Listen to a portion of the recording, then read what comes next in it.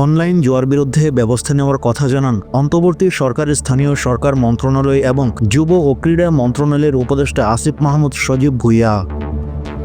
তিনি বলেন, অনলাইন জুয়ায় জড়িত অভিনেতা অভিনেত্রী, খেলোয়াড়, বিজ্ঞাপনদাতা, company, media buyer, print electric মিডিয়ার বিজ্ঞাপনদাতা এবং বিজ্ঞাপন গ্রহীতা সবার বিরুদ্ধে ব্যবস্থা নেওয়া হবে।